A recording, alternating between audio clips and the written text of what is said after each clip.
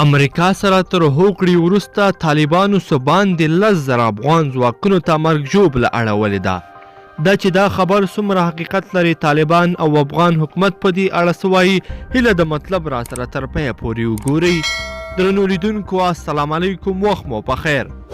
ولسمشر غني پرون د سام نړیوالې غونډې ته په وینا کې وویل طالبانو په قطر کې له امریکا سره د سیاسي هوکړې تر لاسلیک وروسته بیا تر ننه پورې 10,341 افغان ځواکونو ته مرګ ژوبله اړولې ده.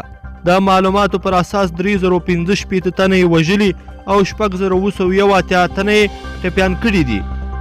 د ولسمشر غني په وینا د سولې پر وړاندې اساسي خنډ طالبان دي او دوی د افغان ځواکونو او ملکیانو پر وړاندې تاوتریخوالی څو برابره زیات کړی دی او دغه وضعیت رامنځته شوی فرصت ضایع کوي.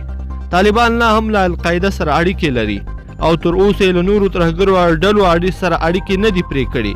د نوموړي په وینا ټول افغانان سوله غواړي او موږ هیله لرو چې سولې ته ورسیږو.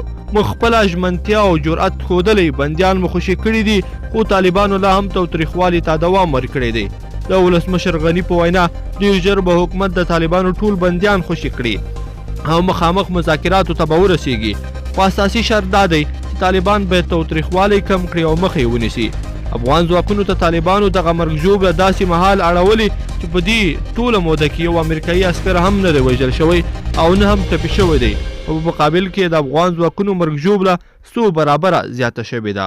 درنو لیدونکو په دې هیله چې دا ویډیو به مو راسره تر پایه پورې کتلی وي. که مو دا ویډیو خوښه شوې ویډیو لایک کړئ. د سره